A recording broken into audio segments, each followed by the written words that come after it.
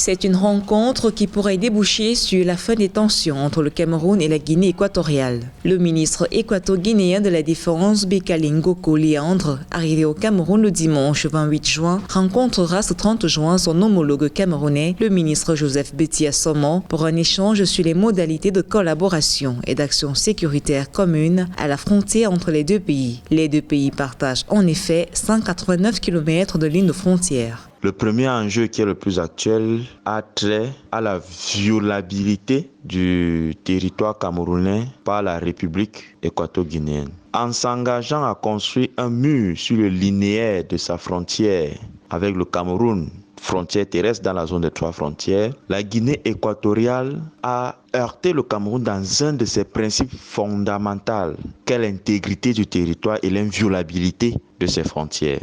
Selon plusieurs médias locaux, la Guinée équatoriale projette de construire un mur de séparation sur sa frontière avec le Cameroun, frontière jugée très poreuse. D'après les autorités équato-guinéennes, les mercenaires à l'origine du coup d'État déjoué en décembre 2017 auraient infiltré le territoire par le Cameroun. Depuis cet incident, de vives tensions persistent au niveau de la frontière avec un renforcement du dispositif sécuritaire de part et d'autre.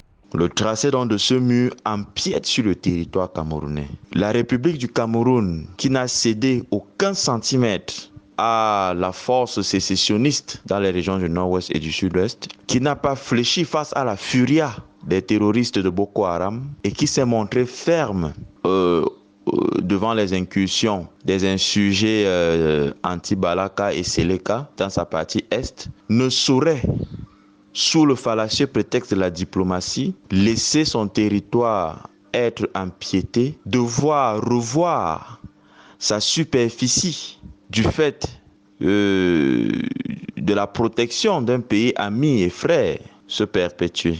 À titre de rappel, les 6 pays de la Communauté économique et monétaire d'Afrique centrale ont ratifié en 2017 l'accord sur la libre circulation dans cette sous-région. Cet accord de 2013 oriente sans aucun doute les échanges qui ont débuté ce lundi 29 juin avec une rencontre des experts de la Guinée équatoriale et du Cameroun.